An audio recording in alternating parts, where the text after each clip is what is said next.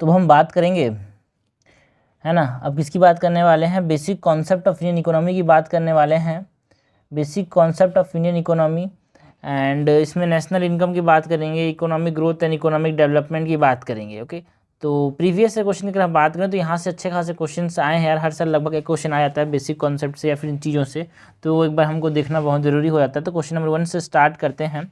With reference to the distribution network model, हमको बात करनी है डिस्ट्रीब्यूशन नेटवर्क मॉडल की, जो कि हमको देखने को मिलता है किसी भी इकोनॉमी में, किसी भी इकोनॉमी में नहीं, किसी की इकोनॉमी में अगर देखने को मिल रहा है डिस्ट्रीब्यूशन नेटवर्क मॉडल, तो उसका मतलब है क्या, उसके बारे में चीज़ें है क्या। Historically there are mainly 2 distribution network, that is state and market.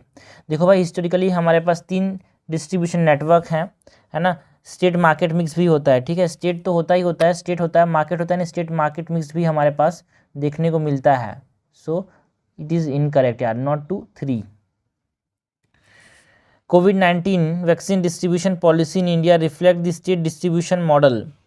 जो हमारे पास कोविड-19 डिस्ट्रीब्यूशन है ना, वो हमारे पास state distribution state distribution policy को फॉलो करता है क्या? No, it follow a state market mix distribution model.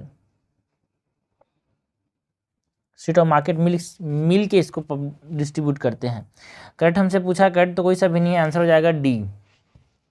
Question number 2 है द टर्म वाशिंगटन कंसेंसस। हमको बात किसी करनी है यार, वाशिंगटन कंसेंसस की बात करनी है।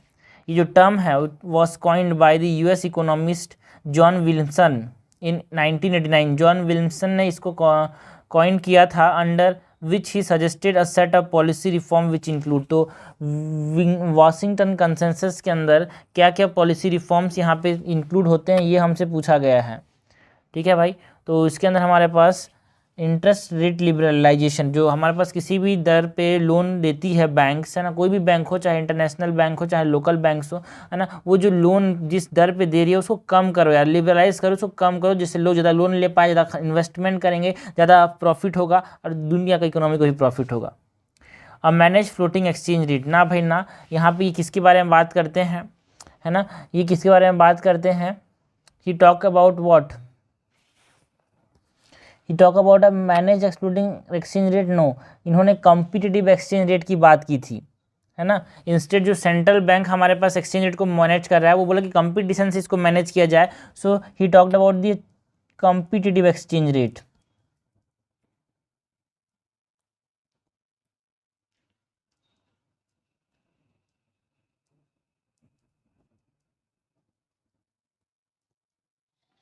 कि ये प्राइवेटाइजेशन की बात करते हैं, बिल्कुल प्राइवेटाइजेशन की बात करता था यार ये। And regulation of international trade, क्या इंटरनेशनल ट्रेड को रेगुलेट करने की बात करते थे यार। हाँ देखो, इंटरनेशनल ट्रेड को रेगुलेट करने की बात नहीं करते थे, ये बोलते थे कि जैसे चल रहा है ना, जो मार्केट फंडामेंटलिज्म है and even globalisation across the world, उसकी बात करते थे। ठीक है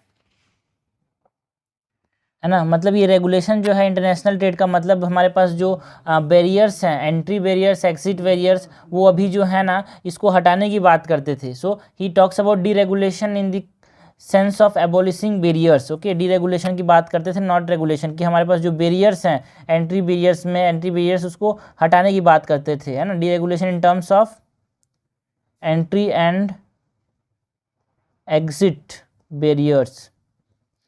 सो हमारे पास करेक्ट क्या होगा कि वाशिंगटन कंसेंसस के अंदर जॉन विल्सन ने कहा था कि भाई हमको इंटरेस्ट रेट लिबरलाइजेशन करना है। वहाँ पे उन्होंने टैक्स रिफॉर्म्स की बात की थी, है ना, ट्रेड लिबरलाइजेशन की बात की थी, प्राइवेटाइजेशन की बात की थी, है ना, फॉरेन डायरेक्ट इन्वेस्टमेंट का आसानी से फ्लो हो, लिबरलाइज करें उस चीज़ों को, है ना, हमारे पास प्राइवेटाइज करें या डीरेगुलेट करें, हमारे पास जो इंटरनेशनल ट्रेड है, जो हमारे पास बैरियर्स है उसको हटाएं, और यहाँ पे कंपटीटिव एक्सचेंज रेट हो, इसकी बात की थी। और भी कुछ चीज़ें की बात की थी, जैसे कि फिजिकल डिसिप्लिन हम फॉलो करें, है ना, एक सिक्योर प्रॉपर्टी राइट्स हो, इस सब चीज़ों की बात की थी वॉशिंगटन कंसेंसस के अंदर। ठीक है, समझौता है ना कि इसमें। ठीक है, उसी के बाद तो हमारे पास 1991 में हमारे पास एलपीजी रिफॉर्म्स, बेसिकली इसके ऊपर बेस नहीं थे, हाँ, बट यहाँ से कुछ चीज़ें ली थी हमने, लिबरलाइजेशन, प्राइवेटाइजेशन एंड ग्लोबलाइजेशन, है ना, मेनली यहीं से हमने थोड़ा सा अडॉप्ट किया था यार चीज़ों को। क्वेश्चन नंबर 3 है N economy is called agrarian if its share of the primary sector is 50% or more in the total output of the economy. With context of Indian agriculture economy, consider the following statement. Currently the primary sector in India contribute 55% to the total gross value added. देखो भाई हमारे पास जो primary sector है ना, हमारे पास सबसे ज़्यादा employ करता है 43% of the workforce. Primary sector मतलब जो एग्रीकल्चर है मेनली, है ना, एग्रीकल्चर जो है 43% जो वर्कफोर्स है उसको ये एम्प्लॉय करता है, बट फिर भी ये लगभग 17% कंट्रीब्यूट करता है। ये डाटा हमेशा याद होना चाहिए। 43% of the population is employed for 17 to 18% of the GDP। तो क्या हमारा एग्रीगेरियन इकोनॉमी होगा? क्योंकि देखो भाई हमारे पास कम से कम खुद बोल दिया क्वेश्चन ने कि देखो 50% से ऊपर होने से ही हम एग्रीगेरियन बोलेंगे। अगर 50% शेयर से ज़्यादा अगर GDP हो रहा है तो क्या हमारे पास ये सही है कि 55% जो है वो टोटल ग्रॉस वैल्यू एडेड में हमारे इंडिया कंट्रीब्यूट करता है primary sector? No, it is just 17% यार। Despite India being an agriculture economy, the total agri output basket accounts for little over 2.5% of the worldwide agri trade। बिल्कुल सही है यार। हम लोग देखो हमारा एक मेजर इकोनॉमी जो मेजर पॉपुलेशन जो है 43% वो एग्रीकल्चर इकोनॉमी में, फिर भी हम दुनिया के लेवल में अगर देखें तो ऐसा है कि हम सिर्फ और सिर्फ 2.5% ही कंट्रीब्यूट कर पा रहे हैं एग्री एक्सपोर्ट्स में। बिल्कुल सही बात है यार, ठीक है। और जनरली हम एक्सपोर्ट कहाँ पे करते हैं? USA, Saudi Arabia, Iran, Nepal, जहाँ पे खाने की कमी है, उगता नहीं ये चीज़ें वहाँ पे। ओके, तो हमसे करेक्ट पूछा है यार। करेक्ट क्या हो गया हमारे पास? करेक्ट क्या हो गया यार? करेक्ट हो गया बी। करेक्ट हो गया 2 ओनली, आंसर हो जाएगा बी। क्वेश्चन नंबर 4 है with reference to the gross domestic product. GDP की बात करनी है। Basic concept of the economy में GDP ना है, ऐसा हो ही नहीं सकता। GDP के बारे में हमसे करेक्ट पूछा गया है यार। For effective measurement, it is also calculated only by adding the national private consumption, trade balance and government spending। तो हमको पता होना चाहिए GDP C+I+G+NX। ओके, ये कॉन्सेप्ट है भाई C+I+G+NX। What is what is C+I है ना। C is consumption, I is investment, G is government spending, NX is net exports. Okay, so हमको क्या बोला है कि हाँ इफेक्टिव मेजरमेंट के लिए हम GDP को कैसे कैलकुलेट कर सकते हैं? नेशनल प्राइवेट कंजम्पशन को ऐड कर देंगे, ट्रेड बैलेंस को ऐड कर देंगे एंड गवर्नमेंट स्पेंडिंग को जोड़ देंगे। तो इसमें कंजम्पशन कहाँ है? ये रहा प्राइवेट कंजम्पशन। आई इन्वेस्टमेंट कहाँ है भाई? इन्वेस्टमेंट तो है नहीं, ठीक है। सो फर्स्ट इज इनकरेक्ट यार। इन्वेस्टमेंट कौन जोड़ेगा?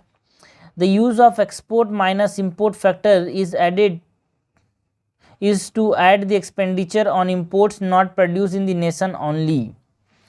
क्या हम जो एक्सपोर्ट माइनस इंपोर्ट का फैक्टर है यहाँ पे NX वाला है ना, ये क्यों कर रहे हैं भाई? जिससे हम एक्सपेंडिचर जो है इंपोर्ट्स का जो हमारे देश में प्रोड्यूस नहीं हो रहा है उसको ऐड कर पाएँ, बस इसीलिए इसको हम कर रहे हैं क्या बस इसीलिए इसको कर रहे हैं? No, it is to remove the expenditure on imports not produce in the nation. Because हमारे पास GDP के अंदर हमारे पास जो देश के अंदर बन रहा है ग्रॉस डोमेस्टिक प्रोडक्ट, डोमेस्टिक मतलब देश के अंदर, तो जो यहाँ पे हम क्या करना चाह रहे हैं NX में रिमूव करना चाह रहे हैं ना। NX means net exports. Okay, NX means net exports, that is export minus import, ठीक है। तो हम यहाँ पे क्या कर रहे हैं? हम रिमूव करना चाह रहे हैं वो एक्सपेंडिचर जो इम्पोर्ट करने में, मतलब जो एक्सपेंडिचर जो इम्पोर्टेड आइटम को हमने इस देश में जो बना नहीं है फिर भी वो हमारे देश में आ गया है, उसके लिए जो खर्चा जुड़ गया उसको हटाने के लिए हम क्या कर रहे हैं? एक्सपोर्ट माइनस इंपोर्ट कर रहे हैं, ठीक है। इसमें ऐड क्या करना चाह रहे हैं? Expenditure of the goods and services produce which are exported, ठीक है। तो NX वाले फैक्टर में हम क्या कर रहे हैं? ऐड क्या को कर रहे हैं भाई?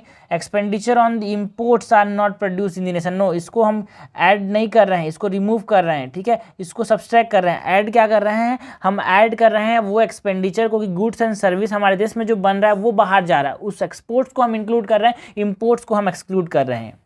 सो this is incorrect. Gross means the same thing in economy and commerce as total means in maths. बिल्कुल सही बात है। ग्रॉस जो टोटल का नंबर मैथ्स में जो बोलते हैं वो यहाँ पे ग्रॉस है यार। GDP is a qualitative concept as its growth indicate development. क्या ये क्वालिटेटिव कॉन्सेप्ट है यार? No, it is a quantitative concept, मतलब ज़्यादा GDP ज़्यादा ग्रोथ, ठीक है।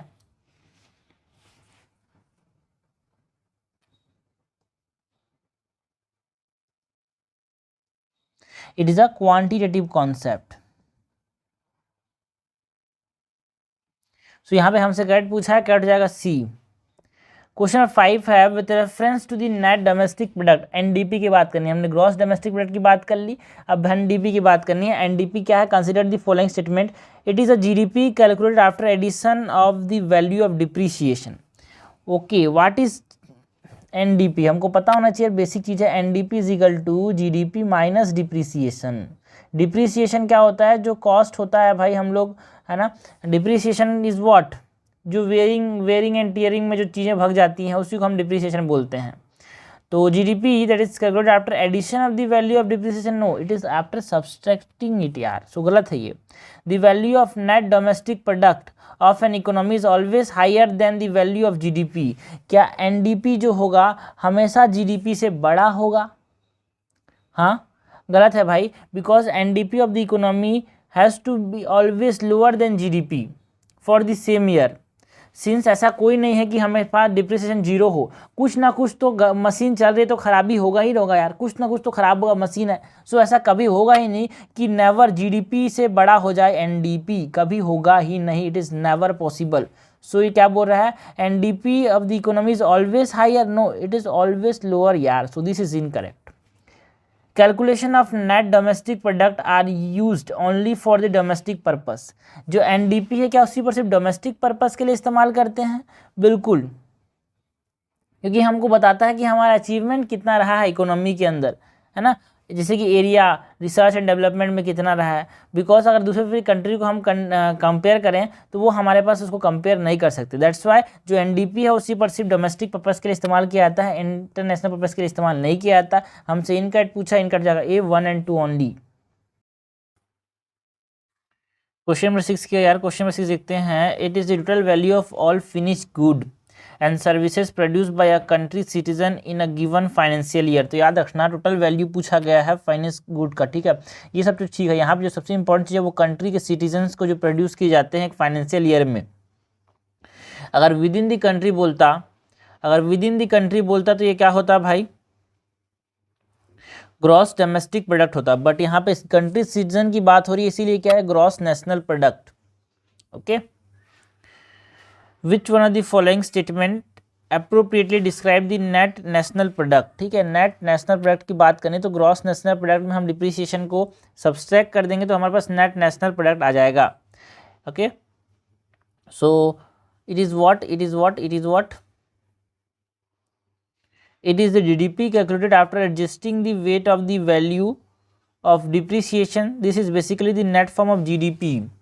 ग्रॉस में हमारे पास नेट कैसे मिलेगा? ग्रॉस डोमेस्टिक प्रोडक्ट है, यहाँ पे डोमेस्टिक प्रोडक्ट है, नेशनल प्रोडक्ट चाहिए हमको, so this is incorrect. It is a product calculated after the reduction of depreciation from the gross national product. बिल्कुल सही बात है।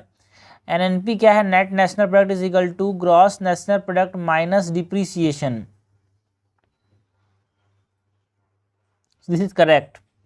It is the value of all finished goods and services produced within the boundary of a nation within 1 year. देखो all the finished goods and services is gross national product यार, एक nation के अंदर बने तो ग्रॉस नेशनल प्रोडक्ट, और एक country के सिटीजन के द्वारा किया जा रहा है तो it is gross national product. It is total value of all finish goods and services produced by a country citizen in a given financial year. देखो कंट्री सिटीजन की बात की जा रही है तो it is gross national product, हमने देखा अभी। दिस इज ऑल्सो इनकरेक्ट, हमको नेट नेशनल प्रोडक्ट की बात की जा रही है, so this is correct. Question number 8 है, consider the following statement. Factor cost is the production, okay, factor cost in the production is incurred on various factors of indirect taxes in the economy. तो बात किसी करनी है, factor cost की बात करनी है। फैक्टर कॉस्ट मतलब क्या होता है ना, ये इनपुट कॉस्ट है किसी भी चीज़ में हमारे पास कोई भी, जैसे कि यहाँ पर बात करो फैक्टर कॉस्ट के एग्जांपल की, तो फैक्टर कॉस्ट के अंदर हमारे पास रॉ मटेरियल आता है, कोई भी इनपुट कॉस्ट है ना ये, तो रॉ मटेरियल हो गया, लेबर हो गया, है ना, पावर हो गया, रेंट हो गया, लोन्स, इंटरेस्ट ऑन लोन्स हो गया, तो ये सब क्या हो गया? फैक्टर कॉस्ट हो गया भाई। ठीक है, तो ये क्या बोल रहा है? इट इज द प्रोडक्शन कि for factor cost in the production is incurred on various factors of indirect tax rates. जो फैक्टर कॉस्ट है वो यहाँ पे इनडायरेक्ट टैक्स रेट पे है ना, वेरियस फैक्टर्स जो इनकर्ड हैं वो यहाँ पे होते हैं। क्या ये सही है? नो भाई, हमने देखा कि इनपुट कॉस्ट पे जो चीज़ें लगती है उसको हम फैक्टर कॉस्ट बोलते हैं, so this is incorrect. Market cost is okay, market cost in production is an incurred cost on rent, power and interest of loan, ये उल्टा बोल रहा है भाई, बिकॉज मार्केट कॉस्ट क्या होता है, मार्केट कॉस्ट आप जब समाज नहीं बोलता हूँ, मार्केट में आप सामान को लेके जाते हो तो उसमें बहुत सारे इनडायरेक्ट टैक्सेस लगाते हैं, तो उसको जोड़ने के बाद जो आखिरी में जो कॉस्ट बनता है, tax incur due to indirect taxes, okay, indirect tax rate के बाद जो हमारे पास चीज़ें बनती हैं, है ना, उसको हम क्या बोलते हैं, मार्केट कॉस्ट। ठीक है, दोनों इनकरेक्ट है यार, दोनों एक दूसरे उल्टी डेफिनेशन को जोड़ दिए हैं, तो इनकरेक्ट दोनों हो जाएंगे, आंसर हो जाएगा सी। क्वेश्चन नंबर 9 है, India calculates it's national income at constant price.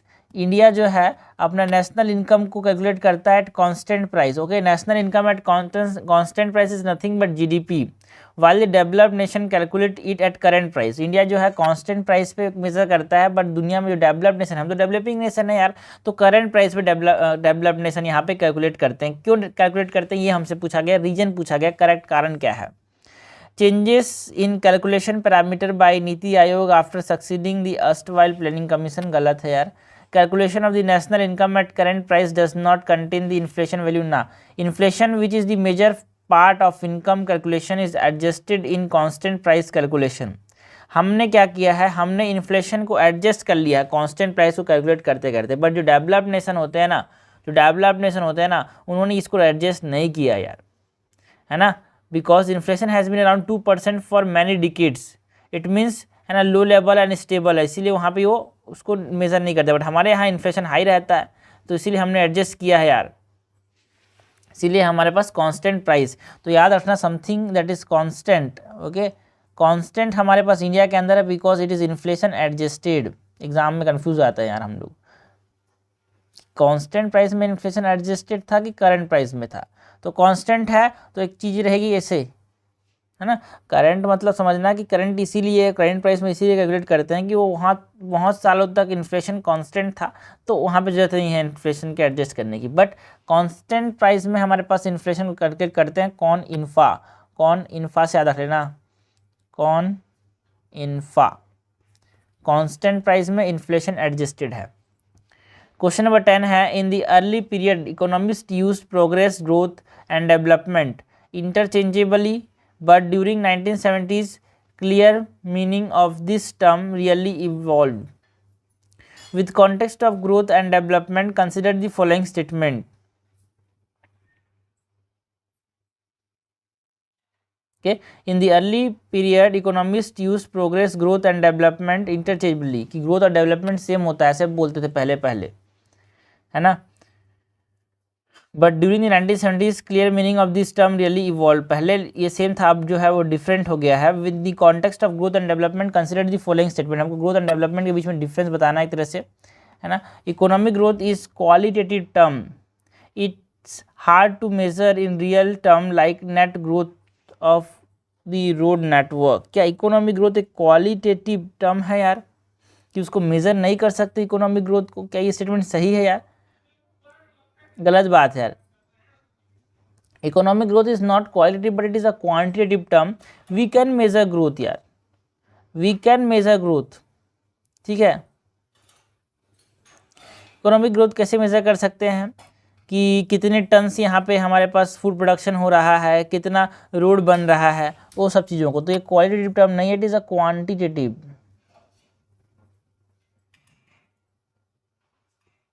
Higher economic growth does not automatically convert into higher development और इकोनॉमिक डेवलपमेंट, बिल्कुल सही बात है यार, बिकॉज इकोनॉमिक डेवलपमेंट एक qualitative as well as quantitative progress को बताता है, ठीक है। बिकॉज हमारे पास इकोनॉमिक ग्रोथ के अंदर, मतलब इकोनॉमिक डेवलपमेंट के अंदर हमारे पास चीज़ें आती हैं, जैसे कि आपने हेल्थ केयर इतना अच्छा रखा है, आपने लेवल ऑफ न्यूट्रिशन कैसा रखा है, लेवल ऑफ एजुकेशन कैसा रखा है, उन सब चीज़ों पे ये डिपेंड करता है। तो ऐसा नहीं कि हमेशा इकोनॉमिक ग्रोथ हो तो इकोनॉमिक डेवलपमेंट भी हो। वैक्सीनेशन कैसा है, हॉस्पिटल मेडिसिन कैसे मिल रहा है, सेफ ड्रिंकिंग वाटर है कि नहीं, ये सब चीज़ इकोनॉमिक डेवलपमेंट के अंदर आती है, तो ये सही है यार। हमेशा ऐसा नहीं कि इकोनॉमिक ग्रोथ हो रहा हो तो इकोनॉमिक डेवलपमेंट भी हो। तो करेक्ट हमसे पूछा गया है, करेक्ट हो जाएगा यहाँ पे टू ओनली। क्वेश्चन नंबर 11 क्या है, consider the following statement about the Indian economy eight colonial period. अंग्रेजों के समय हमारी जो इकोनॉमी थी उसके बारे में हमको कुछ बताना है यार। During the colonial period, the policy of increasing India's capacity to purchase primary goods and export of advanced goods was practiced. कि जो प्राइमरी गुड्स थे उसको प्रोड्यूस यहाँ पे क्या किए जाते थे यार, परचेज ज़्यादा किए गए थे, गलत बोल रहा है यार। यहाँ पे हमारे पास एक्सपोर्ट किए जाते थे प्राइमरी प्रोडक्ट्स को और इंपोर्ट किए जाते थे ब्रिटिश मैन्युफैक्चर गुड्स है उनको। So export of the advance goods बोल रहे हैं, no it is import of the advance good and export of the primary. यहाँ से छोटे बड़े कपड़े भेजते थे, वहाँ से मतलब यहाँ से धागे भेजते थे और वहाँ से कपड़े बना के इंडिया के अंदर बेचते थे। 10 रुपये में ले गया, इसको 200 रुपये में बेचा, जो 80-90 रुपये जो फ़ायदा मिला इनको। तो ये कॉन्सेप्ट यहाँ पे चलता था कॉलोनियल पीरियड के समय। Okay, so purchase of the primary good, no it is export of the primary good. Industrialisation of India was neglected by the colonisers.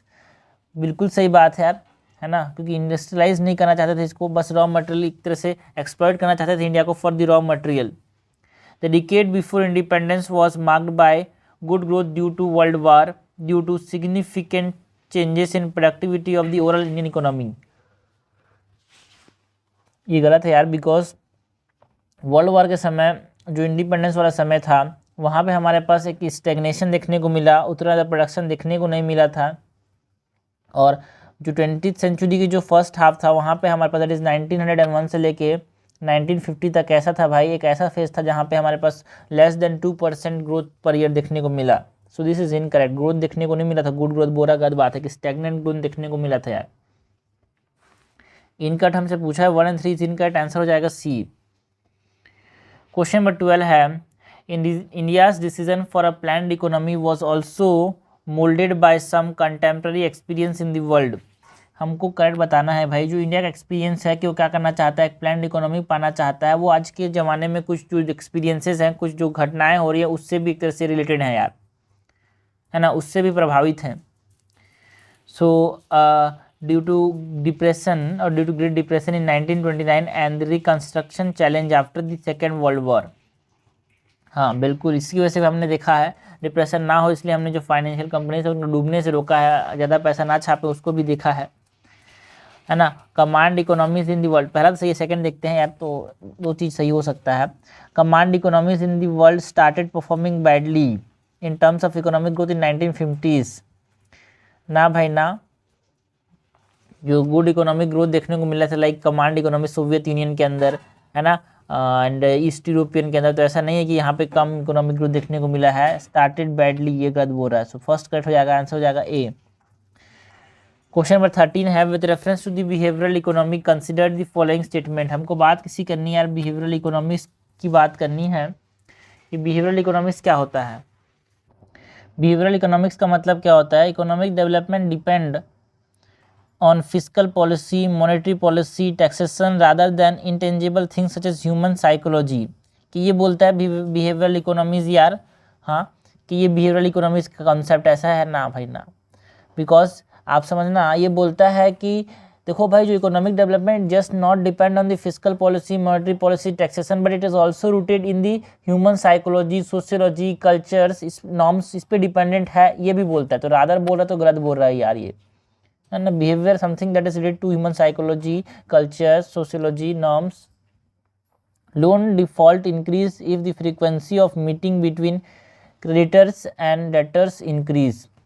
देखो भाई, जो behavioral economics है वो बोलता है according to the expert, ये बोलता है कि जो लोन की जो डिफ़ॉल्ट है became 3 times with a simple change in the periodicity of meeting, है ना। अगर आपने क्या किया, मीटिंग के पीरियडिसिटी बढ़ा दिया, तो जो लोन की फ्रीक्वेंसी का जो डिफ़ॉल्ट है, डिफ़ॉल्ट जो है ना, लोन डिफ़ॉल्ट, वो इंक्रीज नहीं होता, it decreases. So this is incorrect. Group and societies that are known to be honest and truthworthy perform badly in development due to competitive capitalist economy. क्या ये जो बिहेवियरल इकोनॉमीज है उसके अंदर जैसे ग्रुप या फिर ऐसे सोसाइटीज़ जो कि ऑनेस्ट या फिर ट्रस्टवर्दी होते हैं, भरोसेमंद या फिर ईमानदार होते हैं, क्या वो बैडली परफॉर्म करते हैं यार, हैं, क्या ये बैडली परफॉर्म करते हैं। देखो भाई, ये साफ साफ लग रहा है गलत है, बिकॉज हमारे पास ऐसे कंपनीज, ठीक है ना, जो कि रिलेशनशिप अच्छा है, जो कि ट्रस्टवर्दी हैं, उनका हमारे पास क्या देखने को मिलेगा, उनका आउटपुट ज़्यादा अच्छा देखने को मिलेगा यार, है ना। उनका हमारे पास बेटर रेपुटेशन होगा, तो उनका क्या होगा, बेटर आउटकम होगा, नेचुरल एडवांटेज देखने को मिलता है कॉन्ट्रैक्ट के एनफोर्समेंट में। तो ये गलत बोल रहा है यार। इन कट हमसे पूछा गया है, इन कट तो सारे हैं, आंसर हो जाएगा डी। क्वेश्चन नंबर 14 है, consider the following statement in reference to capital output ratio. Question number 14 क्या है, consider the following statement in reference to the capital output ratio in an economy. हमको बात किसी करनी है कैपिटल आउटपुट रेशियो की बात करनी है किसी भी इकोनॉमी में। नाम से समझ आ रहा है capital output ratio. So capital output ratio gives a relationship between the level of investment and corresponding economic growth. Simple सी बात है, आपने जो कैपिटल डाला उसके ऊपर आपको जो आउटपुट मिला, this is what we call capital output ratio. यहाँ पे कैपिटल का मतलब इन्वेस्टमेंट है एंड आउटपुट का मतलब यहाँ पे ग्रोथ है। सो क्या फर्स्ट स्टेटमेंट बिल्कुल सही बात है यार? हाँ बिल्कुल बिल्कुल बिल्कुल, फर्स्ट स्टेटमेंट बिल्कुल सही है। Low capital output ratio shows that productivity of a capital and technological progress is low in the economy. यार लो कैपिटल आउटपुट का रेशियो का मतलब क्या है ना, प्रोडक्टिविटी लो है ये शो करता है। देखो भाई, लो प्रोडक्टिविटी, लो कैपिटल आउटपुट रेशियो, इसका मतलब क्या है कि आपको लेस कैपिटल चाहिए भाई टू गेट द ग्रोथ। ठीक है, less capital to get good growth, ये है लो कैपिटल आउटपुट रेशियो। ठीक है, मतलब जिस देश में लो कैपिटल आउटपुट रेशियो वो देश अच्छा है भाई, कम पैसे में ज़्यादा ग्रोथ मिल जाती है। सो ये इसका मतलब ये नहीं कि लो कैपिटल आउटपुट रेशियो मतलब प्रोडक्टिविटी जो होगी है ना, वो टेक्नोलॉजिकल एडवांसमेंट, टेक्नोलॉजिकल प्रोग्रेस होगा वो लो होगा, ऐसा नहीं है भाई। कम पैसा लगेगा आपको ग्रोथ अच्छा पाने में। Investment is superior, okay, investment in superior technology will investment in superior technology which increase output efficiency will lead to favourable capital output ratio. बिल्कुल सही बात है। हम उन सुपीरियर टेक्नोलॉजी में अगर इन्वेस्ट करते हैं, जैसे कि हमारे पास इलेक्ट्रिक एनर्जी है ना, इलेक्ट्रिक ईवी टेक्नोलॉजी, तो हमारे पास जो आउटपुट एफिशिएंसी है वो बढ़ जाएगा यार, है ना, और ये फेवरेबल कैपिटल आउटपुट रेशियो लेगा। क्या फेवरेबल कैपिटल आउटपुट रेशियो हमेशा क्या होता है, लो होता है, बिकॉज कम पैसे में आप ज़्यादा इन्वेस्टमेंट, ज़्यादा ग्रोथ पा सकते हो, कम पैसे में ज़्यादा डेवलपमेंट पा सकते हो। सो दिस इज करेक्ट। हमसे करेक्ट पूछा गया यार, करेक्ट हो जाएगा यहाँ पे 1 और 3, आंसर हो जाएगा बी। ओके, ना क्वेश्चन नंबर 15 है, consider the following statement with reference to capital goods. हमको बात किसकी करनी है, कैपिटल गुड्स की बात करनी है। Capital goods provide service without losing its essential functional characteristic except wear and tear या फिर डिप्रिसिएशन। तो क्या ये सही है भाई? जो कैपिटल गुड्स होते हैं कैसे गुड्स होते हैं, है ना, जो कि अपना एसेंशियल फंक्शन लूज नहीं करते। हाँ, थोड़ा मोड़ा वियर एंड टेयर होता है। एग्जाम्पल के तो अगर आप बात करो कैपिटल गुड्स की, ठीक है, सो कैपिटल गुड्स में हमारे पास है ना, एग्जाम्पल में बिल्डिंग हो गया, इक्विपमेंट हो गया, फर्नीचर हो गया, मशीनरी हो गया, तो ये सब कैपिटल गुड्स होते हैं। बिल्कुल सही स्टेटमेंट है यार। Capital goods itself is a finish good because it itself does not need any further processing. क्या फर्दर फिनिश गुड होते हैं यार? आराम से आप एग्जांपल दो, बिल्डिंग जो है एक तरह से खुद तो फिनिश्ड है ही नहीं, ज़्यादा प्रोसेसिंग जो है नहीं पड़ती यार। बिल्कुल सही बात है। Capital goods do not form a part of the producer goods. देखो भाई, they do not form a part of the producer goods बोल रहा है, बिल्कुल गलत बोल रहा है। बिकॉज हमारे पास जो प्रोड्यूसर गुड्स होते हैं इसमें सारे के सारे गुड्स आते हैं, है ना। इंटरमीडिएट हम क्या बोलते हैं इसको, और क्या नाम से जानते हैं यार? ठीक है, इसको हम इंटरमीडिएट गुड्स, इकोनॉमिक गुड्स, ये सब भी बोलते हैं। दस all basic goods, intermediate goods and है ना कैपिटल गुड्स, ये क्या कहलाते हैं? प्रोड्यूसर गुड्स कहलाते हैं। तो आपको पता होना चाहिए, producer goods equals to all basic goods plus intermediate goods plus capital goods. ये हमारे पास क्या होते हैं भाई? ये हमारे पास प्रोड्यूसर गुड्स होते हैं। तो they do not form a part, बोल रहा गलत बोल रहा है। करेक्ट हमसे पूछा है, कट जाएगा 1 और 2, आंसर हो जाएगा बी। क्वेश्चन नंबर 16 देखते हैं। क्वेश्चन 16 क्या है? Consider the following statement with respect to sunrise sector. Sunrise मतलब सूर्य उगता हुआ सेक्टर। नाम से ही समझ आ रहा है यार, सनराइज सेक्टर मतलब सूर्य से उगता हुआ, सूर्य के जैसे उगता हुआ सेक्टर का मतलब क्या है?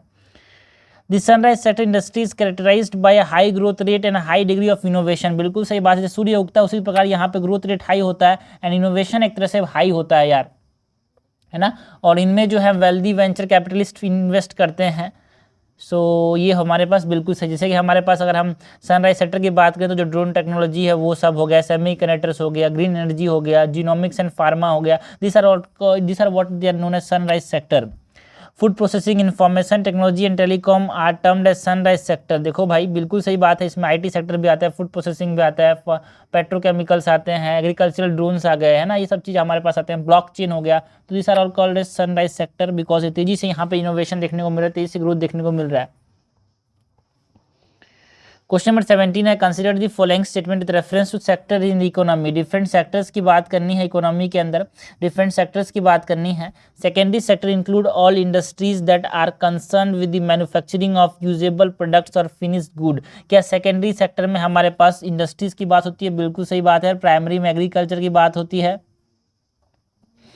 सेकेंडरी में इंडस्ट्रीज की बात होती है, एंड टर्शरी में हमारे पास सर्विस सेक्टर की बात होती है। So this is correct. Quinary sector are service that focuses on the creation, rearrangement and interpretation of new and existing ideas। बिल्कुल सही बात है यार, क्विनरीज जो होते हैं ना वो न्यू एंड एक्सिस्टिंग आइडियाज पे फोकस करते हैं। The profession under the quinary sector include government officials, research scientists,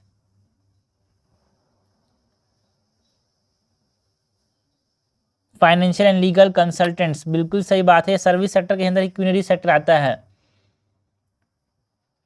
okay है ना, जो क्विनरी सेक्टर है वो टर्शरी सेक्टर का ही पार्ट है, बट इसके अंदर हाई पेड प्रोफेशनल्स आते हैं यार, ठीक है, जैसे रिसर्च साइंटिस्ट, गवर्नमेंट ऑफिशियल्स, है ना। सो बिल्कुल सही बात है। Primary sector describe all industries that are engage in the extraction of natural resource और the production of raw material. बिल्कुल सही बात है यार। देखो प्राइमरी सेक्टर के अंदर आप समझ सकते हो यार, प्राइमरी सेक्टर में वो सब इंडस्ट्रीज आते हैं जैसे कि रॉ मटेरियल के एक्सट्रैक्शन के लिए रिस्पॉन्सिबल है ना, नेचुरल रिसोर्सेज के एक्सट्रैक्शन के लिए रिस्पॉन्सिबल है, जैसे कि एग्रीकल्चर हो गया, मतलब फार्मिंग हो गया, फिशिंग हो गया,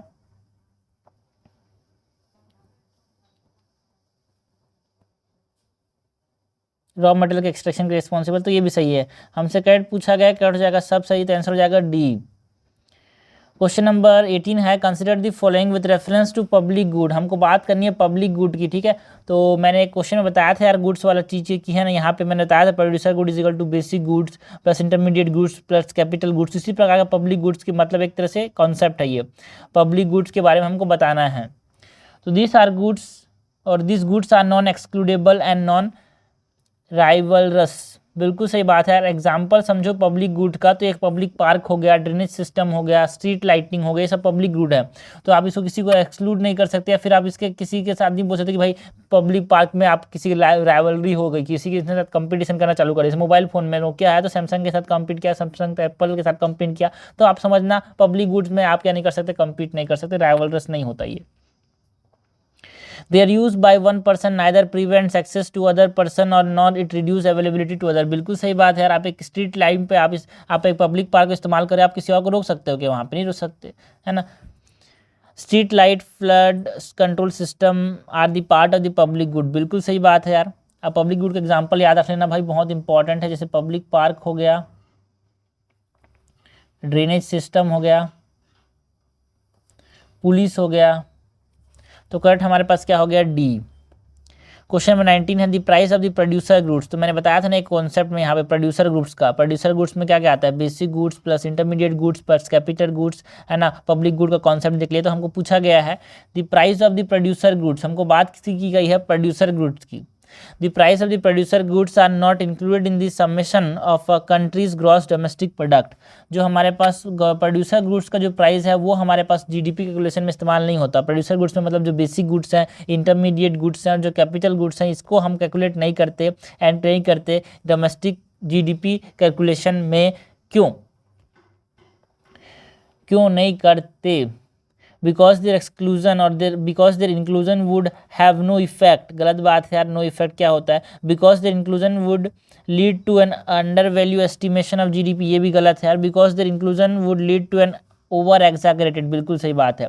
एग्जैगरेटेड डबल काउंटिंग हो जाएगी भाई, क्योंकि हम जीडीपी में क्या करते हैं, जो वैल्यू एडेड होता है उसको ऐड करते हैं, ठीक है। अगर हमने क्या कर दिया, प्रोड्यूसर गुड को जोड़ दिया, तो एक तरह से हमारे पास डबल काउंटिंग हो जाएगी, है ना। ओवर एग्जैगरेटेड हमारे पास वैल्यू देखने को मिलेगा। ओके, सो इसलिए हम इसको प्रोड्यूसर गुड्स के प्राइस को नहीं लेते, हम यहाँ पे इन सिर्फ और सिर्फ वैल्यू रेट को देखते हैं इंटरमीडिएट गुड्स का। क्वेश्चन नंबर 20 है, और आपको पता होना चाहिए GDP equal to C plus I plus G plus N X. एक तरह से ये होता है, एक तरह से हम बहुत सारे मेथड होते हैं जीडीपी कैलकुलेट करने के, तो मेनली मैं वैल्यू एडिशन मेथड के रेफरेंस से बात कर रहा हूँ आपसे।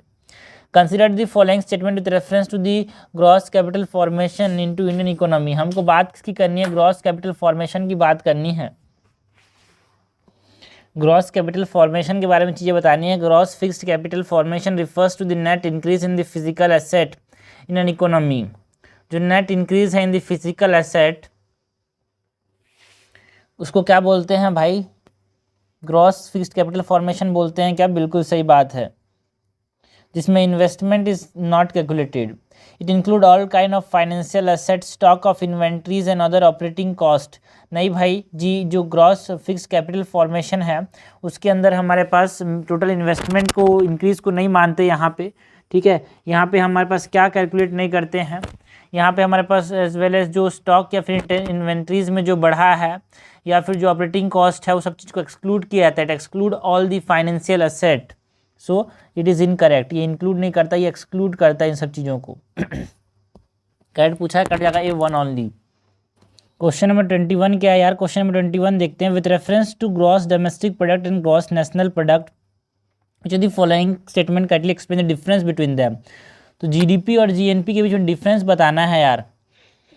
Gross domestic product is the value of all the final goods and services produce within the geographic territory और geographic boundary of the nation during 1 year, whereas gross national product is the GDP of the country minus income from abroad. जो income from abroad है उसको minus कर देते हैं क्या इसमें? क्या उसको इसमें माइनस कर देते हैं भाई? बिल्कुल गलत है, बिकॉज हमने ग्रॉस नेशनल प्रोडक्ट में देखा था जो इंडियन सिटीजन्स जो कमा रहे हैं, है ना, वो हम इसमें जोड़ते हैं, है ना। जो ग्रॉस नेशनल प्रोडक्ट है वो इंडियन सिटीजन जो कमा रहा है, चाहे इंडिया के अंदर चाहे दुनिया के अंदर, उसको माइनस नहीं करते हैं, है ना, यहाँ पे ऐड करते हैं। Gross national product is equal to gross domestic product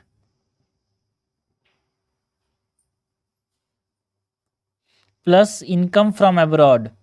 so it is not minus, it is income from abroad, it is addition, so this is incorrect. GDP is a quantitative concept whereas GNP is both quantitative as well as qualitative। क्या ये statement सही है भाई? बिल्कुल सही बात है, because जो ग्रॉस जीडीपी है ना वो जस्ट इंटरनल स्ट्रेंथ के बारे में बताता है ना, कोई भी हमारे पास क्वालिटेटिव एस्पेक्ट नहीं है इसके अंदर। बट जो जीएनपी है वो क्वांटिटेटिव भी है क्वालिटेटिव भी है, बिकॉज वो इंटरनल एंड एक्सटर्नल स्ट्रेंथ दोनों को बताता है, ठीक है, और मोर एग्जॉस्टिव भी है GNP. GDP indicates the internal as well as the external strength of an economy, where GNP of the country indicates the internal strength of the economy. गलत, अभी मैंने बताया ना यार, जो जीडीपी है, ठीक है, मतलब जो जीएनपी है वो दोनों को बताता है। GNP both internal external strength, but GDP only internal.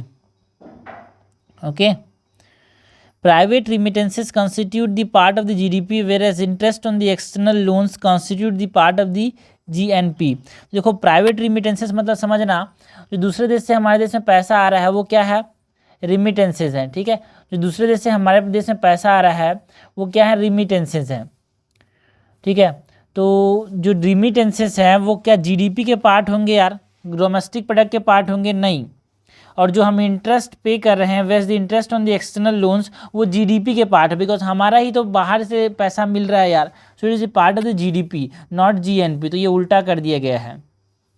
National product मतलब बाकी देश, हमारे जो इंडियन सिटीजन बाकी देश में कमा रहे हैं वहाँ से पैसा भेज रहे हैं, it is a part of GNP यार।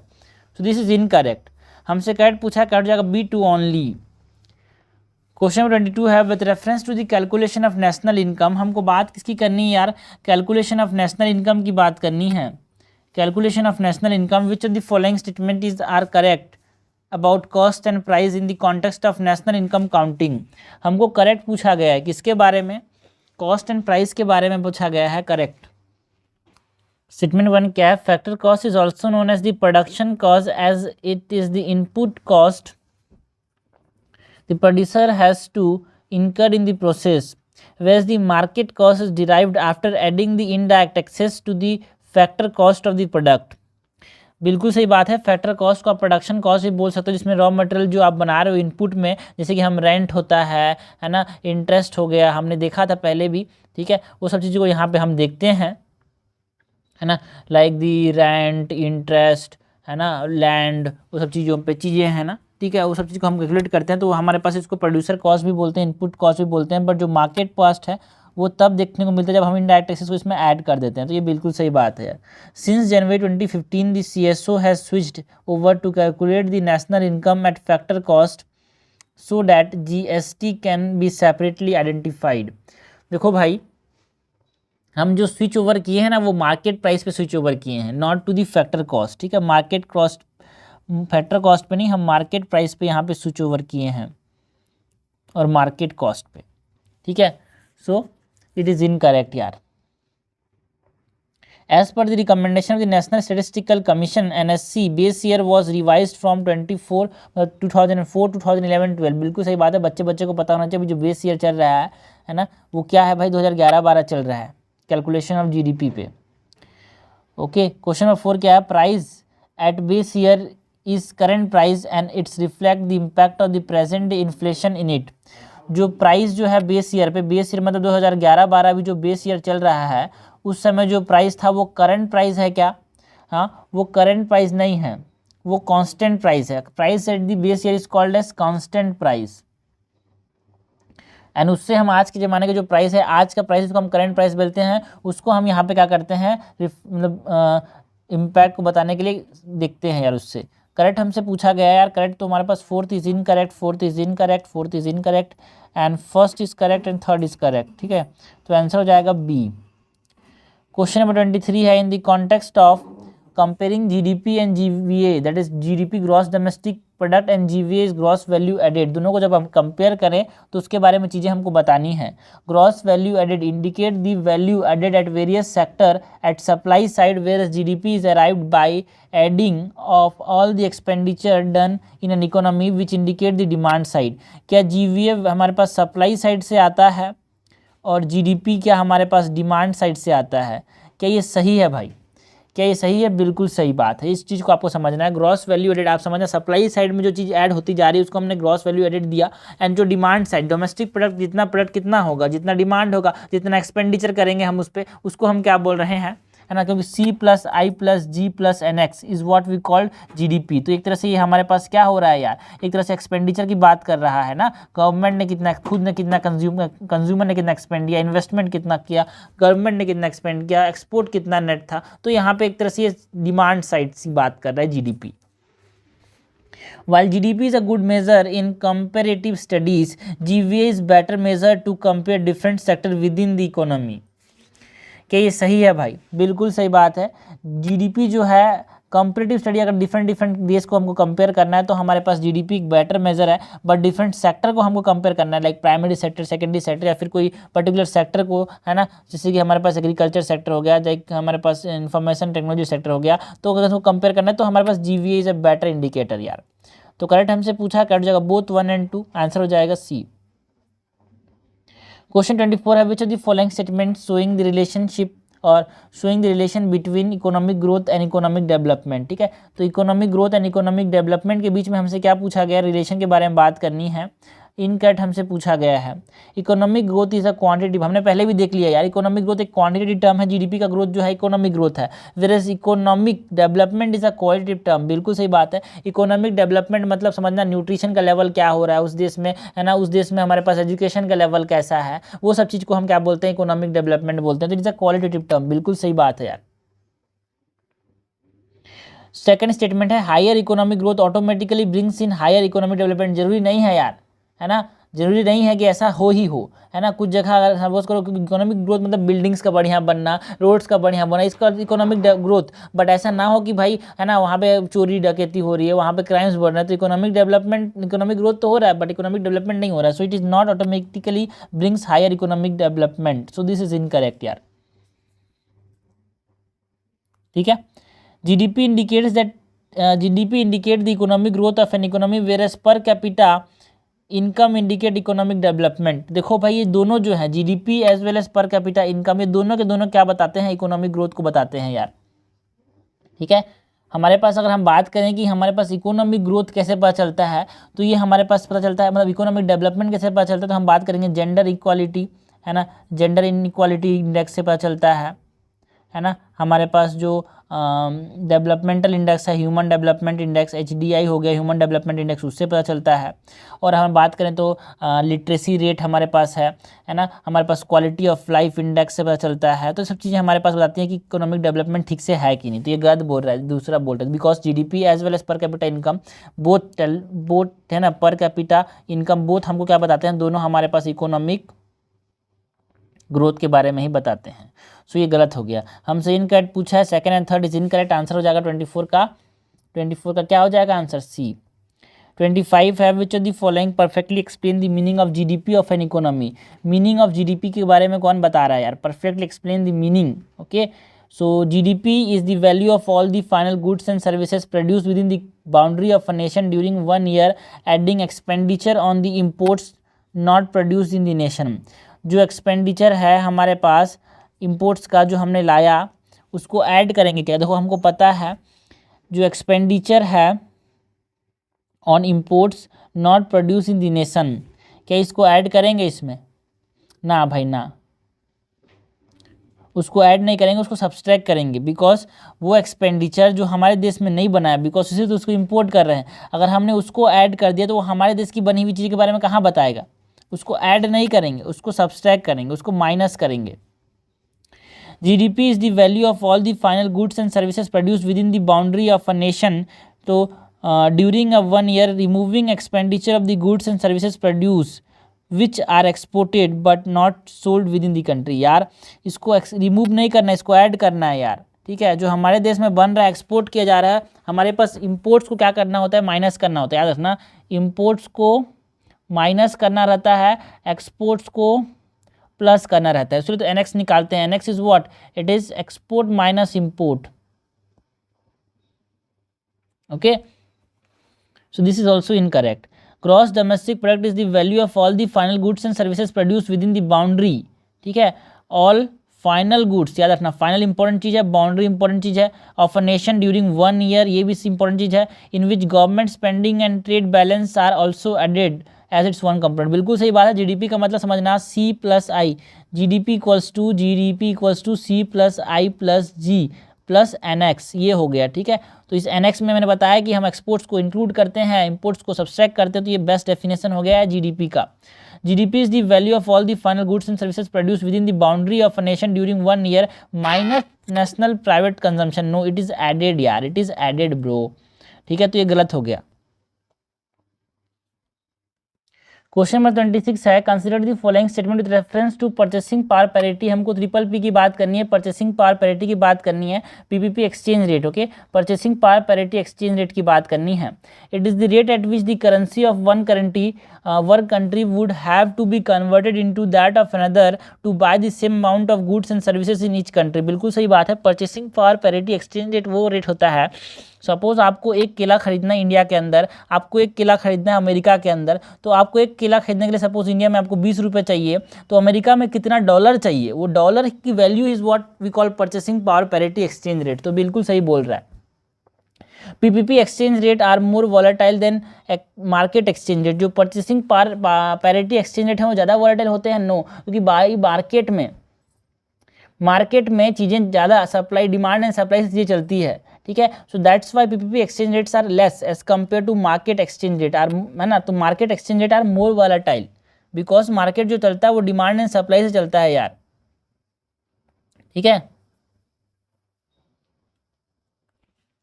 क्योंकि डिमांड अलग अलग जगह पे अलग अलग हो सकता है किसी चीज़ का, डिफरेंट जगह पे। एंड इट इज़ ऑल्सो जो PPP एक्सचेंज रेट है ये ज़्यादा स्टेबल है because it is affected by less tariff. यहाँ पे टैरिफ कम लगते हैं। ठीक है, PPP exchange rate do not consider the different quality of goods among the countries. बिल्कुल सही बात है। सपोज करो हमारे देश का जो केला है कैसा भी हो, केला का मतलब केला हमारे देश में भी है, अमेरिका के अंदर है, पीपीपी जो एक्सचेंज रेट है वो कभी भी कंसिडर नहीं करता कि भाई केला क्वालिटी कैसे। जैसे हमारे यहाँ में सड़ा केला का 20 रुपया, वहाँ पे वो नहीं बोल रहा है कि सड़ा केला या फिर अच्छा केले का 20 रुपया, वहाँ पे मतलब $2, ठीक है। तो वहाँ पे ये क्वालिटी को कंसिडर नहीं करते यार पीपीपी एक्सचेंज रेट, ठीक है। तो ये भी बिल्कुल सही बात है। हमसे करेक्ट पूछा गया है, करेक्ट हो जाएगा 1 और 3, आंसर हो जाएगा बी। क्वेश्चन नंबर 27 है, consider the following with reference to the nominal effective exchange rate. NEER की बात करनी है, नॉमिनल इफेक्टिव एक्सचेंज रेट की बात करनी है ना। तो इसमें इन्फ्लेशन एडजस्टेड नहीं है, बिकॉज रियल होता तो इसमें इन्फ्लेशन एडजस्टेड होता। The nominal effective exchange rate is an unadjusted weighted average rate at which one country currency exchange for a basket of multiple foreign currency. बिल्कुल सही बात है, ये अनएडजस्टेड है बिकॉज इसमें इन्फ्लेशन एडजस्टेड नहीं है, so that's why it is correct. The real effective exchange rate is the weighted average of the currency in relation to an index or basket of major currencies and it is adjusted for inflation। बिल्कुल सही बात है यार, तो मैंने बोला ना ये करेक्ट है। तो हमसे करेक्ट पूछा गया है सी। क्वेश्चन नंबर 28 है, consider the following statement regarding the GDP. तो जीडीपी हम लोग बेसिक कॉन्सेप्ट ऑफ इकोनॉमी की बात करें और बेसिक कॉन्सेप्ट में जीडीपी ना ऐसा हो नहीं सकता। तो जीडीपी इज दैट इनकम और product which incurred to the economic agent who are the resident of the country. इस देश में जो रह रहे हैं, इस देश में जो रेसिडेंट हैं, क्या ये उनको मेजर करता है यार। हमने देखा है इट इज़ नॉट, है ना, ये कुछ नहीं है। ये डेफिनेशन जो है, जो इकोनॉमिक एजेंट को जो कॉस्ट एक्वायर करना पड़ता है वो हमारे पास जीएनपी होता है। जीएनपी इज़ द इनकम, ठीक है, gross national product is the income और income which is acquired by the economic agent who are the resident of the country. Because national resident की बात आ जाएगी, सिटीजन की बात आ जाएगी, तो आपको दिमाग में खनाना चाहिए नेशनल वाली चीज़ें, नेशनल वाली चीज़ें, ठीक है। तो इट इज़ इनकरेक्ट यार। The income earned by the non resident Indian will be a part of the gross national product. भाई जो दूसरे देश के, हमारे देश के, समझना, जो हमारे देश में रह रहे हैं एनआरआईज, सपोज करो वो हमारे देश में रह रहे हैं, तो हमारे देश के जीडीपी में कंट्रीब्यूट होगा यार, नॉट नेशनल प्रोडक्ट में। It is calculated under the domestic product यार, okay. It is calculated under the non resident Indian will be not a part of GNP. पहली बात तो, है ना, अगर हमारे देश में रह रहे हैं, सपोज करो जो वेज अर्न कर रहा है इंडियन सऊदी अरेबिया के अंदर, तो वो सऊदी अरेबिया के जीडीपी के अंदर कैलकुलेट होगा। सपोज कोई अमेरिका अगर हमारे देश में काम कर रहा है और यहाँ पैसा कमा रहे, तो हमारे देश के जीडीपी में कैलकुलेट होगा यार। सो इट इज़ इनकरेक्ट, या फिर उनके देश के जीएनपी में। तो ये हमारे बोल रहा है कि जो नॉन रेसिडेंट इंडियन जो एनआरआई है ना, income earn by the non NRI, जो कि हमारे देश के लोग इंडियंस हैं, दूसरे देश में जा रहे हैं, क्या वो हमारे पास इंडिया के ग्रॉस नेशनल प्रोडक्ट का पार्ट होगा? नहीं होगा। वो फैक्ट्री इनकम फ्रॉम अब्रॉड है ना यार, it is not the part of the GNP calculation. वहाँ पे नेट फैक्टर आता है, याद रखना, जो नेट फैक्टर जो कॉस्ट होता है ना वो आता है ना। Factor income of Indians from abroad add जरूर करते हैं, बट यहाँ पे जो एनआरआईज है ना उनका इनकम यहाँ पे इसमें ऐड नहीं होगा यार। थोड़ा सा कन्फ्यूजन है, थोड़ा सा चीज़ें क्लियर होना करना जरूरी है, ठीक है। Income earn by the non resident Indian ये ऐड नहीं होता। हमने देखा है कि जो जीएनपी है ना, we have to add net factor income of Indian from abroad in the GDP, ठीक है। GDP plus net factor income, income नहीं, net factor income from abroad minus करते हैं भाई। माइनस क्या करते हैं? Contribution of the foreigners in Indian GDP. कोई हमारे देश में काम कर रहा है बाहर का आदमी, तो उसको कंट्रीब्यूशन जो है of foreigner to Indian GDP. तो यहाँ पे हम इनकम को ऐड नहीं करें, नेट फैक्टर इनकम को, दोनों में डिफरेंस है, ठीक है। सो हमसे करेक्ट पूछा, करेक्ट तो कोई सा भी नहीं, आंसर हो जाएगा डी। 29 है यार, consider the following statement regarding the net factor income from abroad. उसी चीज़ की बात करनी जो भी हमने कर रहे थे। Net factor income from abroad with reference to Indian economy, it is the difference between the factor income receive by the resident of the India working abroad and the factor income paid to the foreigner resident और foreign resident for working in India. क्या ये सही है भाई? बिल्कुल सही बात है। It is the difference between the factor income, जो कि हमारे देश का आदमी, सपोज करें सऊदी अरेबिया है, ये इंडिया है, ये सऊदी अरेबिया, ये इंडिया, ठीक है। तो वो इंडिया में सऊदी अरेबिया का आदमी इंडिया के अंदर काम कर रहा है वो ए है, और इंडिया का आदमी कोई सऊदी अरेबिया में काम कर रहा है वो बी है। तो जो बी होगा वहाँ पे काम करेगा, वो पैसा कमाएगा कुछ ए, वो पैसा कमाएगा एक्स वाई जेड, एंड हमारे पास ए जो है वो कमाएगा इंडिया के अंदर पी क्यू आर। वो P Q are Saudi Arabia का आदमी कमा रहा है, तो हमारे पास कोई net factor income from abroad क्या होगा, जो हमारे पास जो हम जो जीडीपी में ऐड करके जीएनपी पाएंगे वो क्या होगा, X Y Z minus P Q R, ठीक है। It is the difference between the factor income receive by the resident of India working abroad and the factor income paid to the foreign resident for working in India. बिल्कुल सही बात है। तो हम GDP calculate करने के लिए income नहीं जोड़ते, नेट फैक्टर जोड़ते हैं, नेट फैक्टर इनकम, समझना। The net factor income from abroad is always positive. क्या ये हमेशा पॉजिटिव है, कभी नेगेटिव नहीं हो सकता? मतलब हमेशा जो भारत के जो लोग हैं दूसरे देश में वो ज़्यादा कमाएंगे क्या हमारे देश के जो रह रहे हैं अमेरिका के वो लोग? हाँ, क्या ये हमेशा रह सकता है या ना? It can be both positive and negative. Suppose करो हमारे देश में जो रह रहे हैं उनको ज़्यादा पैसा मिल रहा है, बाहर के हमारे देश के लोग बाहर में काम कर रहे हैं उनसे, तो ये नेगेटिव भी हो सकता है। So this is correct. So it can never be negative बोल रहा है तो गलत बोल रहा है यार। Net consumption of employee and net income from the property and entrepreneurship are the only two component of net factor income। क्या ये सही है भाई? देखो नेट फैक्टर इनकम के बहुत सारे कंपोनेंट्स होते हैं, जिसमें रेंट्स आता है, इंटरेस्ट आता है, प्रॉफिट आता है ना। तो ऐसा नहीं है कि सिर्फ और सिर्फ हमारे पास यहाँ पे प्रॉपर्टी के ऊपर, एंटरप्रेन्योरशिप के ऊपर है सब चीज़ें। नहीं नहीं नहीं, net retain earnings of the resident companies abroad, ये सब भी चीज़ें इसमें आती है यार। Net compensation of the employ है ना, and entrepreneurship, net income from property है ना, and net retained earning of resident companies, ठीक है। तो यहाँ पे क्या नहीं जोड़ा गया है? Net retained earnings of resident companies. तो चार चीज़ें आती है, net compensation, net income from the property, entrepreneurship, and fourth is retain, net retain earnings. ये आते हैं हमारे पास नेट फैक्टर इनकम में, ठीक है। तो हमसे करेक्ट पूछा गया यार, करेक्ट तो यहाँ पे सिर्फ फर्स्ट ही है, आंसर हो जाएगा ए। क्वेश्चन नंबर 30 है, match list 1 and list 2 and select the correct answer using the code given below, ठीक है। ब्लैक रिवॉल्यूशन क्या था बे?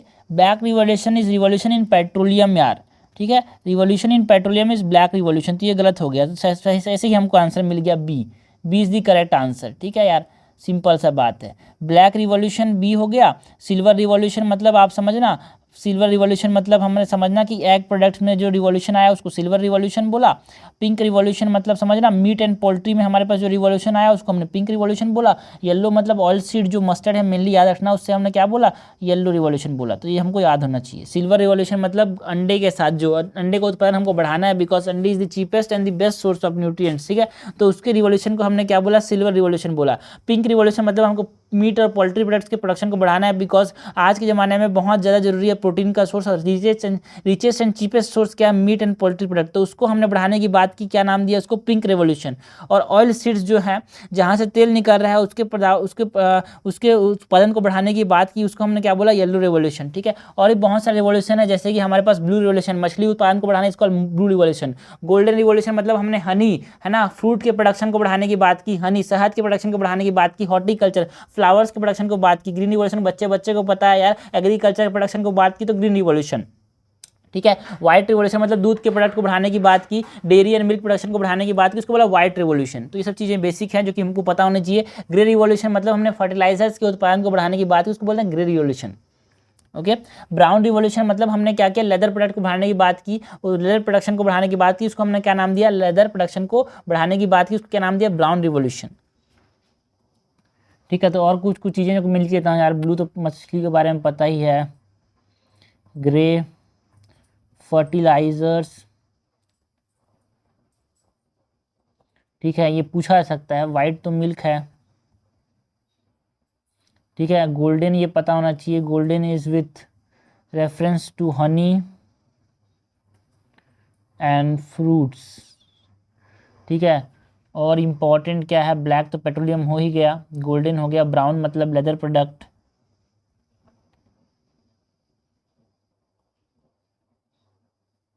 ओके। एंड येलो तो मतलब ऑयल सीड पता ही है भाई, सिल्वर पता हो गया, पिंक पता हो गया, ग्रीन तो सबको पता है, तो ये सब चीज़ें हमको पता होनी चाहिए, ठीक है। क्वेश्चन नंबर 31 है, consider the following statement regarding the incremental capital output ratio ICOR। Incremental capital output ratio की बात करनी है, ICOR की बात करनी है, इंक्रीमेंटल कैपिटल आउटपुट रेशियो की बात करनी है। The incremental capital output ratio explain the relationship between the level of investment made in the economy and the consequent increase in the GDP। जो इंक्रीमेंटल कैपिटल आउटपुट रेशियो है, आप समझना, नाम से समझ आता है, इंक्रीमेंटल कैपिटल, आपने जो कैपिटल निवेश किया, आपने जो इन्वेस्टमेंट दिया इस देश में, उसका कितना मुनाफा हो रहा है GDP पे,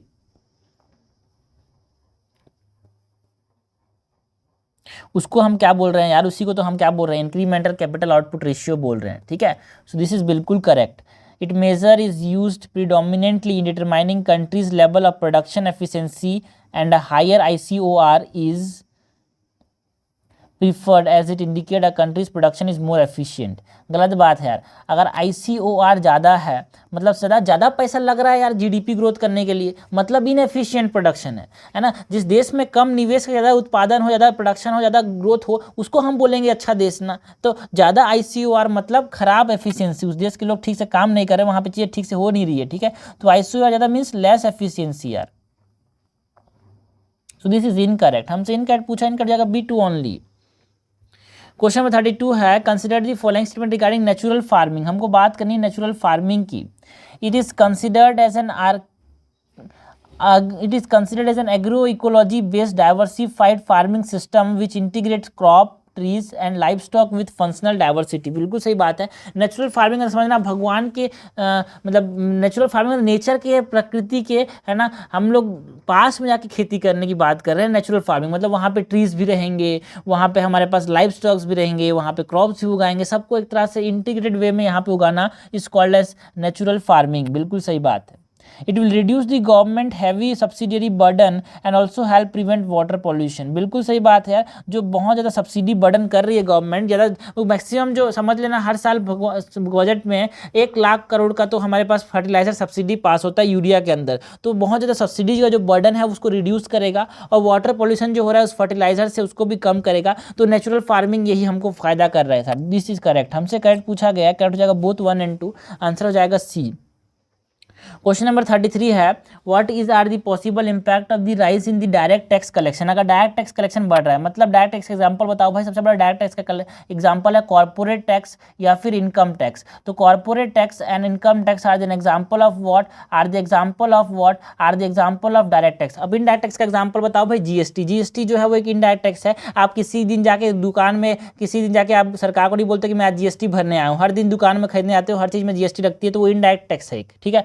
so it will reduce the crowding out effect. जो डायरेक्ट टैक्स कलेक्शन के अगर पॉसिबल इम्पैक्ट ऑफ आगे हमसे क्या क्वेश्चन ने पूछा है, possible impact of the increase in the tax collection. Direct tax collection बढ़ रहा है मतलब इनकम टैक्स कलेक्शन अगर बढ़ रहा है तो क्या होगा, क्राउडिंग आउट इफेक्ट क्या होगा, कम होगा। क्राउडिंग आउट इफेक्ट कम होगा, बिल्कुल सही बात है। डायरेक्टली हम अथॉरिटी को पे करते हैं भाई, इनकम टैक्स हो गया, कैपिटल गेन टैक्स हो गया, कॉर्पोरेट टैक्स हो गया, इससे क्या होता है हमारे पास क्राउडिंग एक्ट इफेक्ट कम होता है। क्राउडिंग आउट इफेक्ट मतलब समझना भाई, ज़्यादा इनकम टैक्स कलेक्शन होगा, ठीक है। सो इनकम टैक्स कलेक्शन ज़्यादा हुआ, मानो कि इनकम टैक्स कलेक्शन ज़्यादा हुआ तो गवर्नमेंट जो है कम बोरो करेगा, क्योंकि गवर्नमेंट के पास ज़्यादा पैसा आएगा, तो गवर्नमेंट की बोरोइंग कम हो गई। जब गवर्नमेंट की बोरोइंग कम हो गई तो वो लोन में इंटरेस्ट ज़्यादा रखेगा कि कम रखेगा, कम रखेगा, तो इंटरेस्ट रेट कम होंगे। जब इंटरेस्ट रेट कम होंगे तो लोग ज़्यादा उधार लेंगे क्या, बिल्कुल लोग ज़्यादा उधार लेंगे, तो यहाँ पर जो हमारे पास बोरोइंग होगी लोगों की वो क्या हो जाएगी, बढ़ जाएगी। तो इनडायरेक्टली आप समझना, आप ज़्यादा टैक्स दे के आपके फ़ायदा ही हो रहा है। ज़्यादा टैक्स दे रहे हो तो आप बताए बोरोइंग कर सकते हो कम दर पे, तो ज़्यादा ही फायदा हो रहा है। तो एक तरह से इसको क्या बोलते हैं, क्राउडिंग आउट इफेक्ट जो है कम हो रहा है यार। क्राउडिंग आउट इफेक्ट मतलब आप सोचा मैं इनकम टैक्स कम दूंगा पैसा बचाऊंगा, लेकिन आप इनडायरेक्टली आप क्या कर रहे हो कि आपको ज़्यादा दर पे पैसा मिल रहा है, तो आपका ही नुकसान है। तो क्राउडिंग आउट इफेक्ट क्या हो रहा है, अगर इनकम टैक्स कलेक्शन ज़्यादा होता है तो कम होता है। सो बिल्कुल सही बोल रहा है यार। It will reduce interest rate and high GDP growth. बिल्कुल सही बात है, इंटरेस्ट रेट कम होगा तो GDP ग्रोथ ज़्यादा होगा, क्योंकि लोग निवेश करेंगे और तभी जब लोग निवेश करेंगे तभी देश का ग्रोथ होगा। तो ये बिल्कुल सही बात है। So second statement is also correct, ठीक है। उसके बाद सॉरी क्या लिखा है, it will increase interest rate. No, हमने देखा ना इंटरेस्ट रेट तो कम हुआ यार, ठीक है। इकोनॉमिक ग्रोथ ज़्यादा होगा, इंटरेस्ट रेट कम होगा। सो दिस इज इनकरेक्ट, ठीक है, इंटरेस्ट रेट कम हो जाएंगे। It will reduce more income inequalities and social inequalities. देखो अगर इनकम टैक्स ज़्यादा हुआ तो अमीर लोग ज़्यादा बोरो कर पाएंगे, ठीक है, अमीर लोग क्या कर पाएंगे, ज़्यादा बोरो कर पाएंगे। डायरेक्ट टैक्सेशन से क्या होगा, डायरेक्ट टैक्स का क्या हो जाएगा, देखो नॉट रिड्यूस इनकम इनइक्वालिटी बोल रहा है यार, नो नो नो, इंक्रीज करेगा, रिड्यूस करेगा भाई इनकम इनइक्वालिटीज़ को। कैसे भाई, अब गरीब आदमी भी उधार ले पाएगा, वो भी निवेश कर पाएगा, उसका भी प्रॉफिट होगा। सो ये सोशल इनइक्वालिटीज़ और इनकम इनइक्वालिटीज़ को कम करेगा जब डायरेक्ट टैक्स कलेक्शन ज़्यादा होगा, इनकम टैक्स कलेक्शन ज़्यादा होगा, कैपिटल गेन टैक्स कलेक्शन ज़्यादा होगा, कॉर्पोरेट टैक्स कलेक्शन ज़्यादा होगा। तो सो दिस इज इनकरेक्ट यार। तो हमसे करेक्ट पूछा है, कट जाएगा A1 ओनली। क्वेश्चन नंबर 34 है, consider the following statement. The index of industrial production, हमको आईआईपी की बात करनी है, इंडेक्स ऑफ इंडस्ट्रियल प्रोडक्शन की, is compiled and published monthly by the department of promotion of industry and internal trade, जो DPIIT जो है, ministry of commerce and trade के अंदर जो आता है। क्या वो हर महीने इसको पब्लिश करती है आईआईपी को? क्या हर महीने पब्लिश करती है भाई? हाँ ना, it is not published by the DPIIT, ठीक है। ये तो सही है कि हर मंथली इसको पब्लिश किया जाता है, हर मंथ इसको पब्लिश किया जाता है, but IIP is not published by the DPIIT, it is published by the National Statistical Office, ठीक है। NSO इसको पब्लिश करती है, नेशनल स्टेटिस्टिकल ऑफिस, जो कि ministry of statistics and programme implementation के अंदर आता है यार, है ना। सो इट इज़ इनकरेक्ट, ठीक है, ओके। एंड यहाँ पे मेनली जो ब्रॉड सेक्टर कवर होते हैं वो कौन कौन से होते हैं यार, हमारे पास माइनिंग, मैन्युफैक्चरिंग, इलेक्ट्रिसिटी। यहाँ पे इनका ग्रोथ कैसे हो रहा है वो उसको देखता है, इनके इंडिकेटर है भाई एक तरह से, है ना, कि एक साल में, जैसे एक महीने में इनके अच्छा ठीक से ग्रोथ हुआ कि नहीं हुआ, इनमें कोई दिक्कत है तो नहीं है, उसको ये बताता है, ठीक है। तो ये सही हो गया है, मतलब ये गलत हो गया ये स्टेटमेंट। और यहाँ पे बेस ईयर इंपॉर्टेंट यार, बेस ईयर तो हर बार हमारे पास मैक्सिमम चीज़ों का 2011-12 है यार, ठीक है, ओके। और एक बात और है कि जो इंडेक्स ऑफ इंडस्ट्रियल प्रोडक्शन है वहाँ पे basic goods, capital goods and intermediate goods का भी एक तरह से यहाँ पे क्या होता है ना, इंडिकेटर है ये।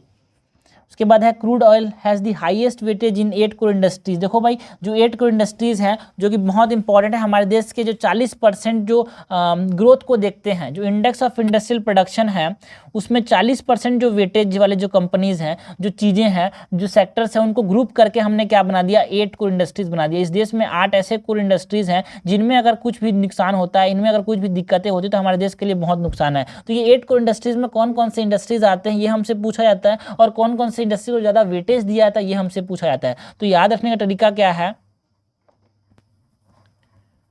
रेस्को एनसीपी, ठीक है। रेस्को में सबसे ज़्यादा रिफाइनरी प्रोडक्ट, फिर इलेक्ट्रिसिटी, फिर स्टील, फिर कोल, फिर क्रूड ऑयल, ठीक है। उसके बाद एनसीपी मतलब एन से हो जाएगा नेचुरल गैस, सी से सीमेंट, और लास्ट में फर्टिलाइजर, एनसीएफ, सॉरी एनसीपी नहीं एनसीएफ, ठीक है।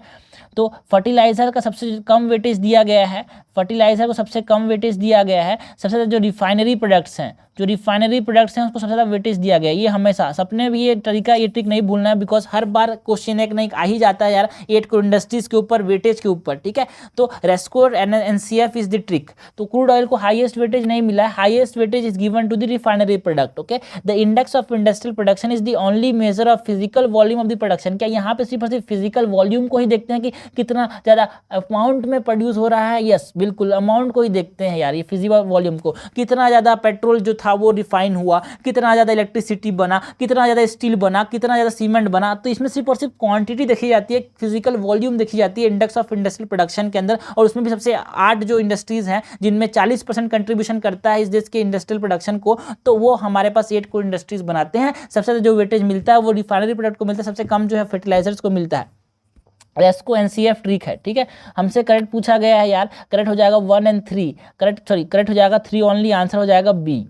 लास्ट क्वेश्चन देखते हैं, क्वेश्चन नंबर 35 क्या है। क्वेश्चन नंबर 35 है, consider the following statement regarding rule curve. हमको बात किसकी करनी है, रूल कर्व की बात करनी है। A rule curve or rule level specifies the storage or empty space to be maintain in a reservoir during different times of a year, ठीक है। तो हमारे पास एक रूल कर्व क्या बताता है यार कि हमको कितना एम्प्टी स्पेस रखना चाहिए किसी भी रिजर्वायर के अंदर। मतलब समझना, एक आपने डैम रखा, डैम को टप टप पानी फुल रख नहीं सकते, तो डैम में कितना कम से कम जगह होना चाहिए, है ना, एक डिफरेंट टाइम में, वो हमको क्या बताता है, रूल कर्व बताता है। बिल्कुल सही बात है, ठीक है, बिल्कुल सही बात है। It display how household expenditure, तो मतलब डैम का एग्जाम्पल है भाई, घर में भी ऐसा होता है। It display how household expenditure on a particular good or service varies with change in the household income. बिल्कुल सही बात है, रूल का भी बताता है कि कैसे लोगों के जो इनकम है उसके बढ़ने के साथ, मतलब इनकम के चेंज होने के साथ उनके जो कंजम्पशन है, चीज़ों पे जो खर्च है वो भी कम होते जाता है। भाई आदमी पैसे ज़्यादा कमाएगा तो जो चावल जो होता है वो सस्ते चावल से महंगा चावल खरीदना चालू करता है। इसको क्या कौन बताता है? इसको रूल कर्व बताता है, ठीक है। सो एक डैम का एग्जाम्पल तो था, उसी तरह का ये भी होता है, ठीक है। डैम ज़्यादा पानी भर जाने से डैम को खोलना पड़ता है ना, पानी कम हो जाने से वाटर स्कैसिटी में हमारे पास जगह रखना पड़ता है। तो ये सब चीज़ जो चीज़ है वो हमको कौन बताता है? रूल कर्व बताता है। So this is correct. It is a part of the core safety mechanism in dam and decide fluctuating storage level in the reservoir. ना भाई ना, जो कोर सेफ्टी मैकेनिज्म है हाउस होल्ड एक्सपेंडिचर, सॉरी दूसरा गलत बोल रहा है, बिकॉज जो हाउस होल्ड एक्सपेंडिचर कैसे जो हाउस होल्ड लोग कैसे एक्सपेंड करते हैं इनकम के बढ़ने घटने के साथ, वो हमको एंजल कर्व बताता है, ठीक है, not rule curve. Rule curve तो डैम के साथ एसोसिएटेड है, बिल्कुल सही बात है। तो हमसे इनकट पूछा गया है यार, इनकट क्या हो जाएगा? इनकट हो जाएगा सी पर सिर्फ सेकंड आंसर क्या हो जाएगा? बी। तो हमने कवर किया basic concepts of economy, core concepts of economy, जिसमें हमने जीडीपी कवर किया और basic factor cost, market cost, mainly GDP आता है यहाँ पे, है ना। और इकोनॉमिक्स में बेसिक कॉन्सेप्ट से भी क्वेश्चन आ रहे हैं यार, चीज़ें थोड़ी टेक्निकल होती है इकोनॉमिक्स में, आपको समझनी पड़ती है चीज़ों को, है ना। यहाँ पे बिना समझे कुछ नहीं होगा।